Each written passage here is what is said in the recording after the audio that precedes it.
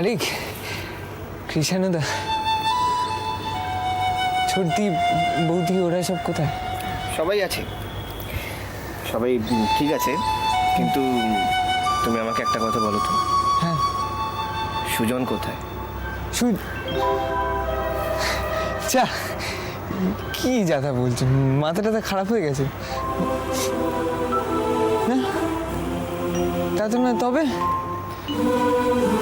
একা একাই নিরালায় খেয়ে। এই সুজনকে তুমি চিনি না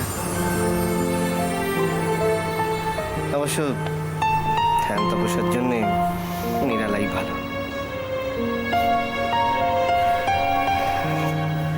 তা বাবা সুজন, কার জন্য তপস্যা করছো?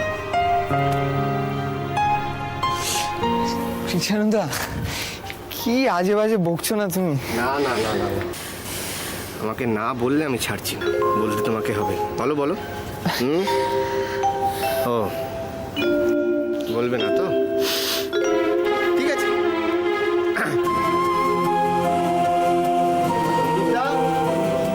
ও সন্দীপ, অলিক স্বপ্ন দেখে কি লাভ কৃষাণুদা?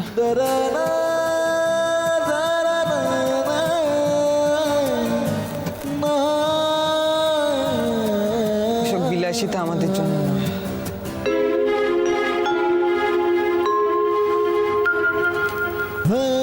তুমি তো সব জানো, বোঝো। হ্যাঁ, রসিকতার জন্য এইসব ঠিক আছে, বাস্তবে এসবের কোনো অস্তিত্ব নেই। সুজন,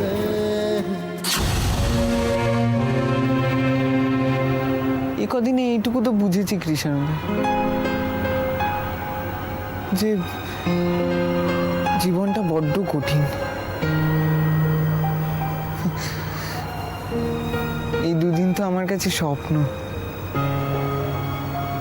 মনে হচ্ছে ঘুমিয়ে আছি। ঘুম ভাঙলেই আবার সেই চেনা পাণ্ডুলিপি। আসলে কি জানো কৃষাণুদা,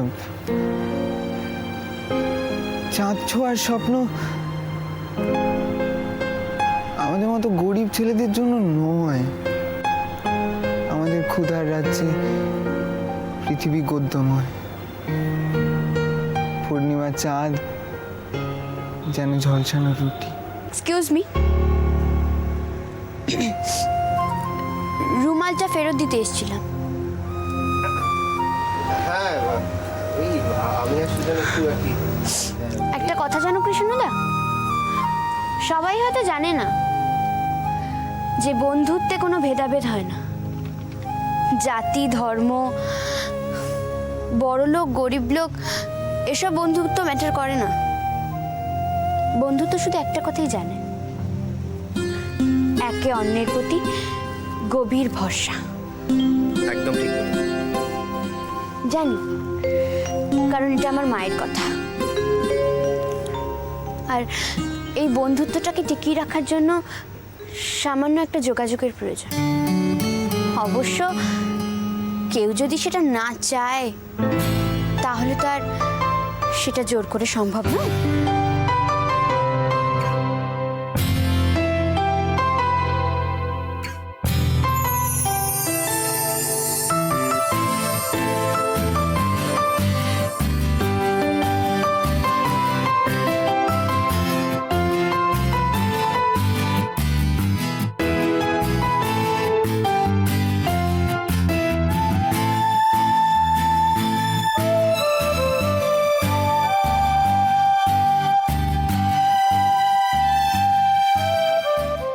ভাল লাগছে না, আমার জাস্ট কিচ্ছু ভাল লাগছে না। কাকু কি করে আমার সাথে এরকম করলো বলুন তো? আমাকে নতুন প্রজেক্টে সাইন করাতে হবে, তাও আবার রুদ্রকে দিয়ে। আমি রুদ্র সাইন ছাড়া চলছিল না। না না না না না না, বলুন, তার মানে আমাকে কেউ বিশ্বাস করে না? আমাকে শুধুমাত্র মেনে নিচ্ছে আমার মায়ের জন্যে। আমার মা, আর আমার মা কবে বুঝবে বলুন তো? কবে আমার মা এই সত্যিটা বুঝবে বলুন না? মা,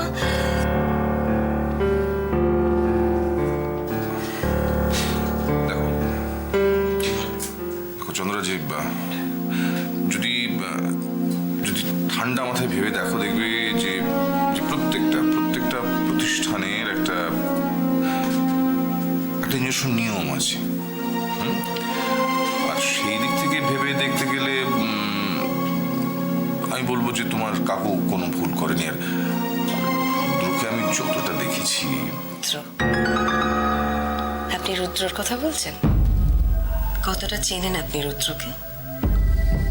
আমি দোয়েলকে চিনি চন্দ্রা, আর দোয়েলের হাজব্যান্ড রুদ্রকে জানি। এটা তো আমি ভুলতেই বসেছিলাম। এখনো আপনার আর আমার মাঝখানে দোয়েল আছে, কিন্তু এবার দোয়েলকে হারতে হবে। যদিও আপনি খুব ভালো, তবু ঠিক এই জন্যেই আমি আপনাকে সম্পূর্ণভাবে বিশ্বাস করতে পারি না।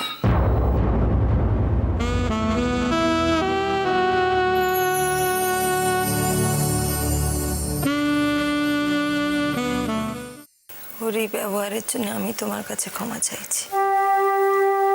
শিবির, এভাবে কেন বলছো? দেখো, রুদ্র তো কত কিছু করেছে, কিন্তু তার জন্য তুমি কি ওকে দূরে ঠেলে দিয়েছ? ওরা এখনো ছোট, কতটুকু বোঝে বলো তো জীবনটার? সে তুমি যাই বলো, চন্দ্রার এই উদ্ধত মেজাজ, এরকম ভাবগতি দেখে আমার খুব ভয় হয়।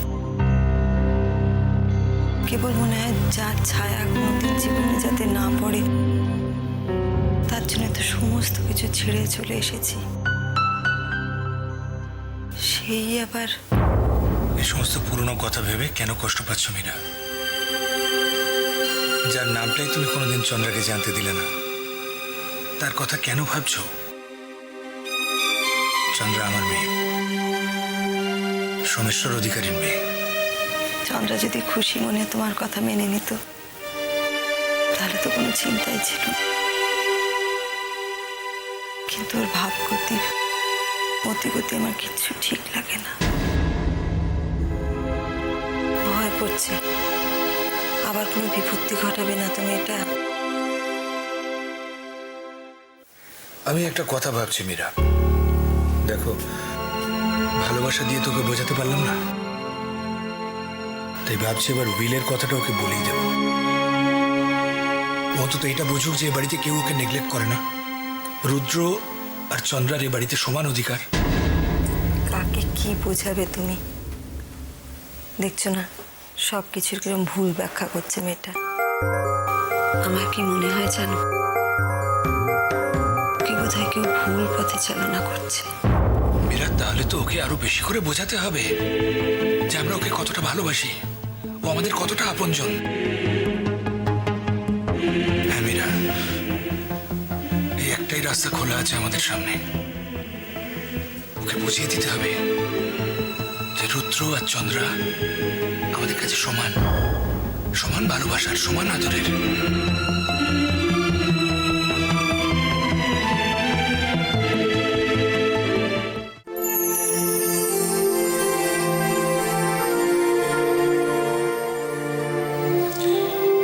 সবকিছু ঠিক হয়ে যাবে চন্দ্রা।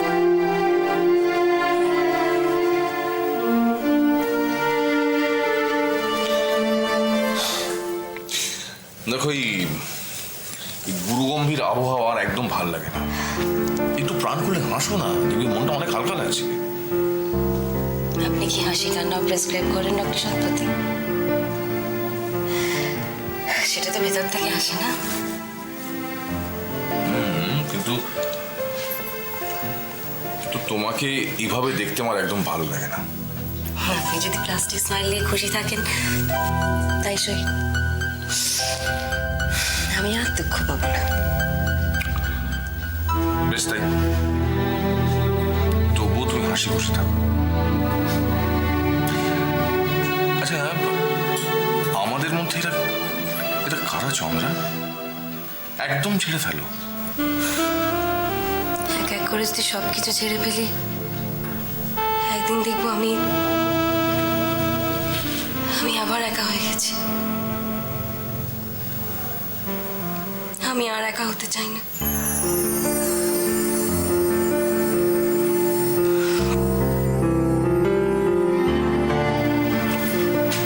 এবার এবার কিন্তু আমি উঠতে হবে। এখনই যাবে?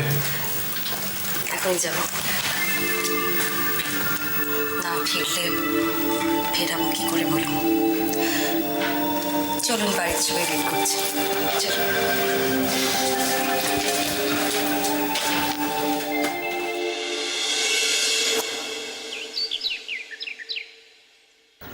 এসব বিলাসিতা আমাদের জন্য নয়, তুমি তো সব জানো, বোঝো। বাস্তবে এসবের কোনো অস্তিত্ব নেই। আরে সন্দীপ দা এসো। হ্যাঁ চল।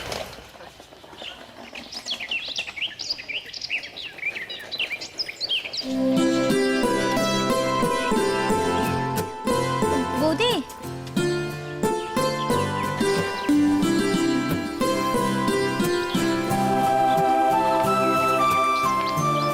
বিন্নি, বিন্নি, আমরা চলে যাচ্ছি জেনেও তুমি আসলে না। আমরা সবাই তোমার জন্য কত মন খারাপ করছিলাম বলো তো। ও তাই বুঝি?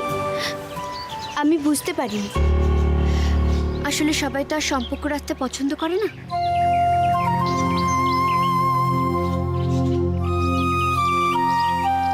তাই আমি ভাবলাম বেশি ঘনিষ্ঠতা দেখালে কেউ যদি বিরক্তি হয়। ও কি কথা বিন্নি? আচ্ছা, তোমার কি আমাদের দেখে তেমন লোক মনে হলো? বিন্নি, তোমাকে আমাদের খুব ভালো লেগেছে। আমাদের বাড়িতে যাবে তো? ও, আমাদের ঠিকানাটা মনে আছে তো তোমার? কি হলো, আমাদের এগিয়ে দেবে না? চলো এগিয়ে দেবে।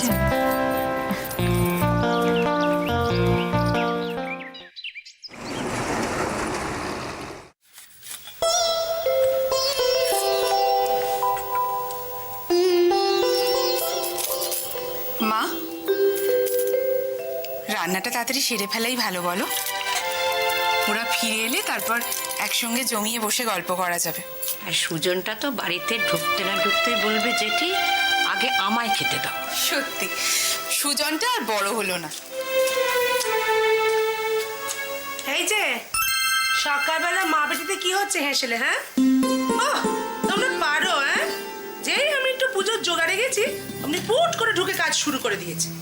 ওরা কত দূর থেকে আসবে বলতো? এসে যদি খাবারটা তৈরি থাকে। শোনো দিদি, আমায় চিনিও না বাপু তোমায়। বুঝলি বাপু, সেই বিয়ের পর থেকে দেখছি সব ঝক্কি নিজে একা সামলাবে, আমায় কোনো কাজ করতে দেবে না। সংসারে এটাই তো বড়দের কর্তব্য রে। তাই বুঝি? তাহলে আমার কি কাজ? খালি শুয়ে বসে মুটকু হওয়া, তাই তো? ঠিক বলেছো, তুমি তো শুয়ে বসে থাকারই মানুষ। এই থাম, পুট কাটছে পুট করে। কি কাটছে সে? ওই তো আলু ফুলকপির তরকারি, ডাল আর ডিমের ডালনা। বাবা, ডিম করছিস কি অপু? ডিমের যে বড্ড দাম। তুমি থামো তো, দাদা ডিমের ডালনা খেতে খুব ভালোবাসে। বুঝলে দিদি, এদের এই ভাই বোনের ভাব দেখলে না আমার বড্ড হিংসা হয়। কেন? আমার ছেলেবেলায় ফিরে যেতে ইচ্ছে করে। নিজের ভাইদের সঙ্গে যা যা অন্যায় করেছিল সব মিটিয়ে নিতে ইচ্ছে করে। যা যা দোষ করেছে সেই ছোট্টবেলা থেকে ইচ্ছে করে সব মিটিয়ে নি। হ্যাঁ রে ছোট, আমার যা হতিস তো। না বাবু, মায়ের পেটের বোন হতো। তবে হ্যাঁ, বিয়ে কিন্তু আমি মৈত্রবাড়ির ছেলেদেরই করতুম। তা না হলে আমার সোনার চাঁদ ছেলে মেয়েগুলো কোত্থেকে পেতুম বলো? তাই ও দেখলে পাজি।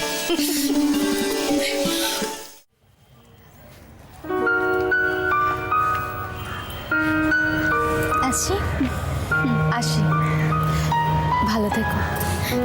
জি ওকে, ঠিক আছে, চলো।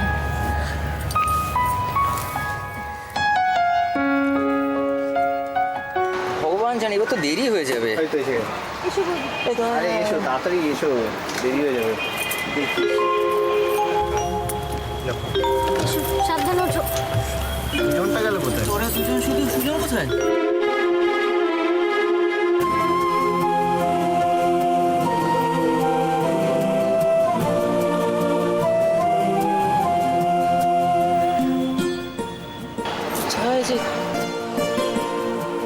কিরে সুজন,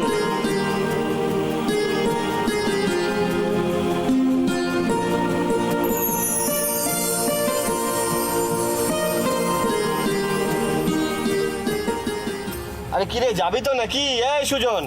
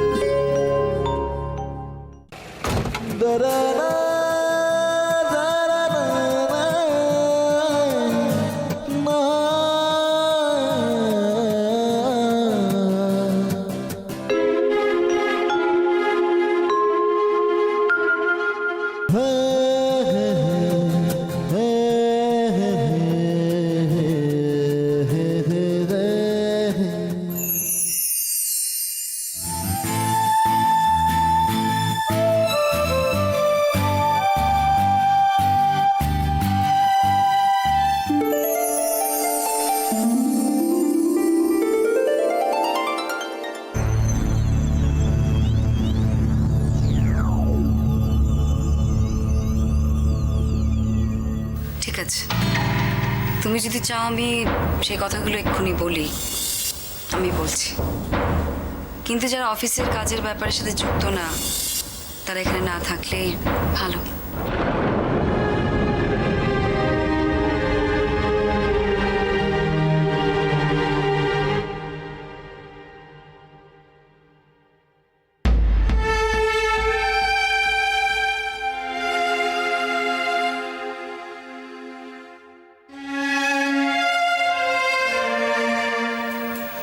কি হলো? শরীর খারাপ? একদম না, ঠিক আছে। বুঝলাম, ও বাড়ির জন্য মন খারাপ। না রে বাবা, দিদি তো এক্ষুনি ফোন করেছিল, কিচ্ছু হয়নি, এমনি। এমনি মানেটা কি?